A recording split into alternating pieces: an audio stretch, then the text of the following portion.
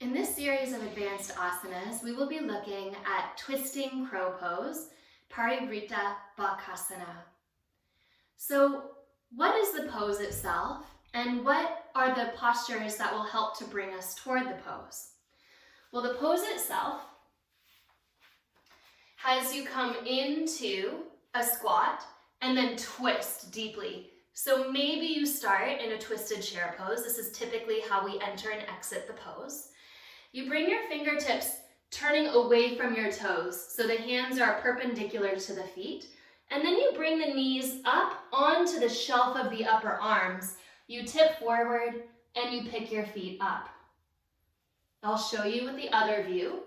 So from a little squat or from a chair pose, you come around into a twist, point your fingers away from the toes, create a little shelf in the upper arms, and shift your weight forward. I don't want to go into the plant, but forward and picking your feet up.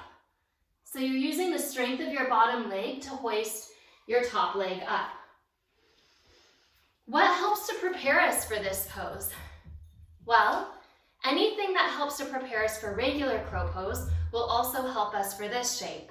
So shoulder stabilization, especially in the bent elbows, including plank pose, chaturanga, and anything where you're building strength here, pulling actions like a cobra or even an upward facing dog, gaining shoulder mobility and strength.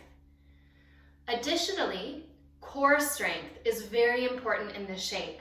So all of the core strengthening postures that you might work to build into Bakasana crow pose will also help you for this deeper variation called Parivrtta Bakasana. All belly work, all pelvic tucks, including twisting abdominal exercises, so kind of bicycle crunches. The pose also is going to need an extra layer of warming up, as you may have guessed. It needs some twists. So you might consider bringing twists of some kind into your sequence. And that includes from seated, but it also includes poses like a twisting high lunge, might be important to open up into. Even a twisting triangle variation with the legs straight, which is a little bit deeper. Okay, and certainly a twisting chair pose, which I'll show turning toward you. So this action of rotating the trunk deeply and hooking the elbow, as you can tell, this is what we come into twisting crow pose from most often.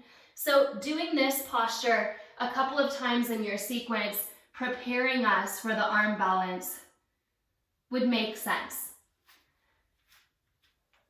What are some modifications for twisting crow pose? Well, if it's hard for you on your wrists, you may not pick your feet up at all. So you may find a variation where you're just on your fingertips pointing away from you and starting to squeeze a knee toward an upper arm. A lot of strength there. Just as you're rotating your trunk and squeezing in, you're still also lifting up through your heart. So not coming off the ground is one of the most important modifications. There really aren't any other truly safe modifications here.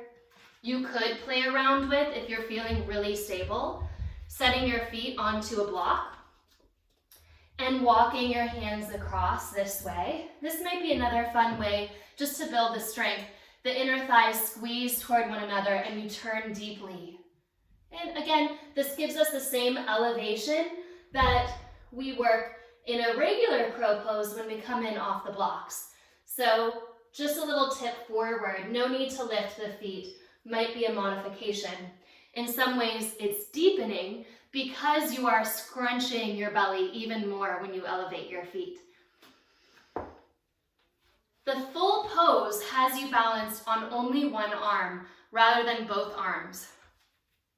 I'm not sure if I can demonstrate that right now, but essentially the back elbow where your hips would go, that elbow would be free. And you just come forward, and this would be one way to deepen the pose. Only putting the weight on the arm that your knees are up against. Okay? To show you that from a different angle, only putting your weight on your forward arm, that back elbow is free in space, and the bottom leg picks you up. So free in space. What are some counter poses to crow pose? The same ones that you would do, opening into a back bend, opening the front line of the spine. Those are excellent counter poses also to your twisting crow pose. Some other counter poses might be just a simple cat-cow, opening up the front and returning back to the forward action of the spine, taking it out of rotation. Again, we said any back bend will counterpose it. That's true. And so will certain inversions, right? Shoulder stand might feel really good after a crow pose. Handstand, forearm balance, something that opens up the front line and lifts and lengthens the spine.